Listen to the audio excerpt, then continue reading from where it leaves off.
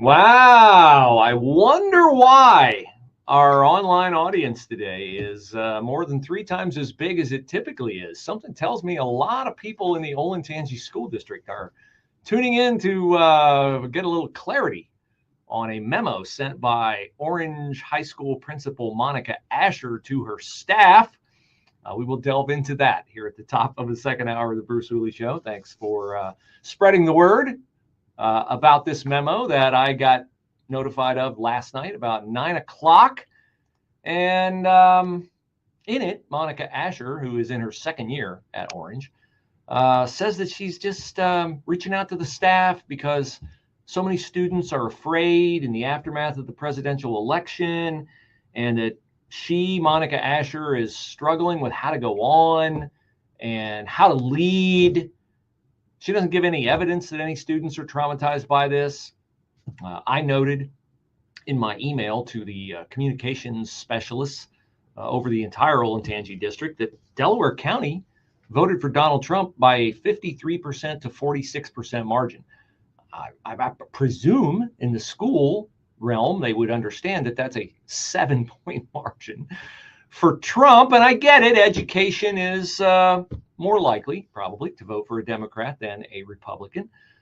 But still, isn't it reasonable to assume that maybe even if Trump's support was only half in the Olentangy district, among school personnel, I mean, if it was only half, at least a quarter of the people voted for Donald Trump, and a quarter of the parents of students voted for Donald Trump, and maybe a quarter of the students who are 18 and can vote voted for Donald Trump. And might it be a problem for the Olentangy School District if their principal is putting it in her own writing in a memo that she's struggling to lead with Donald Trump as president? Because I think he's going to get inaugurated on January the 20th. And if she's this triggered before he ever takes the oath of office, how is her mindset going to improve going forward? And how is she going to lead in year 3? So what I wanted to do was be fair. I tried to be fair. I emailed and said, what does a presidential election have to do with leading a school district?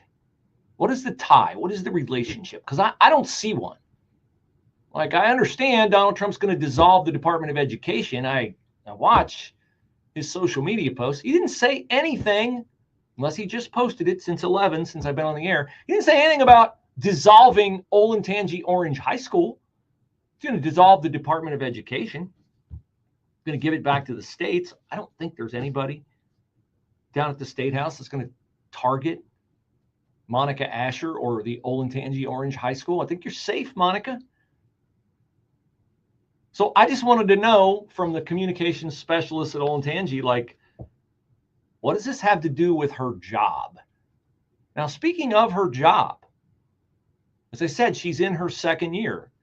The board at Olentangy High School, or Olentangy Schools, hired her by a 5-0 vote in May of 2022. So she had her first year last year, and she's in the middle of, well, not even the middle of, her second year. And she said at the time when she was hired, right here from the pages of the Columbus Dispatch, I'm excited and proud to be a member of the Pioneer family. She didn't say anything about the Democratic portion of the Pioneer family.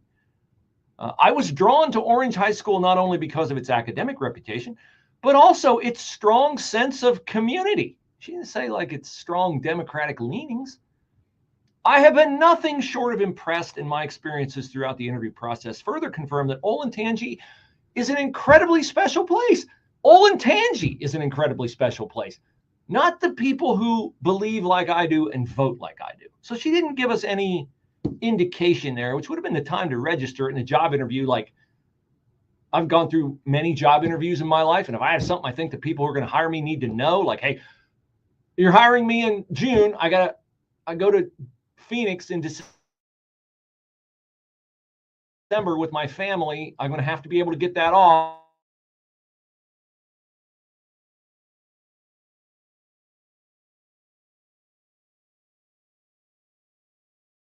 You'd think that would come up in the interview, but it didn't come up in the interview, maybe because Monica Asher was hired at a base salary of $130,000 plus benefits for a total compensation value of $175,300 $317.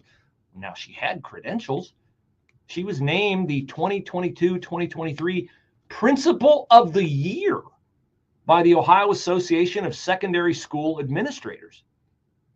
And she is on the Ohio Department of Education's Educator Standards Board. So somebody with a big brain like that would certainly have a social media account, maybe a Twitter account, where I could go and find out her big brain perspective on education. But alas, when I go to Twitter looking for Monica Asher's Twitter, it has been deleted. Can anybody venture a guess as to why Monica Asher's Twitter has been deleted? Now, Twitter doesn't tell us when it was deleted, but would I be wrong to assume that it might have been deleted either late last night or this morning when her memo started to make the rounds on social media, which has sparked, more than 3.5 times my normal audience on social media and a host of social media comments? Let me share a few with you, shall I? She needs to be removed. The bubble these people live in is pathetic. So a school leader puts her political thoughts in the school newsletter. Looks like the entire Olentangy School District has some serious questions to answer. Yes, they do. And that's the disappointing thing, my friend who posted that.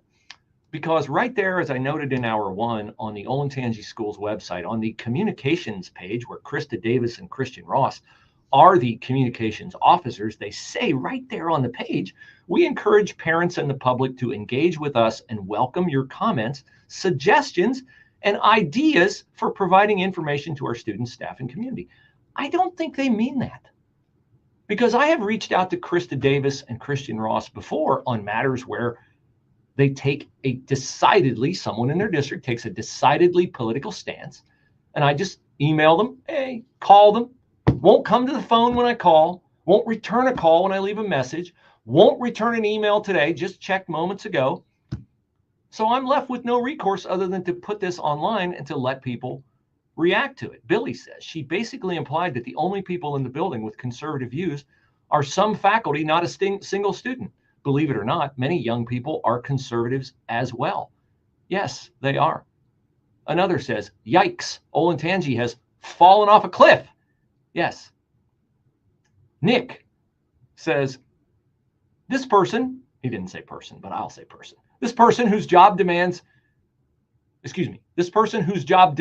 on convincing the taxpayers to pay more in property taxes so she can have a job, opens her politically motivated yap only to tick off potential voters on said levies. She needs to be terminated immediately. Yeah, I don't think we have much of a chance of that because this is probably how she got the job at Olentangy.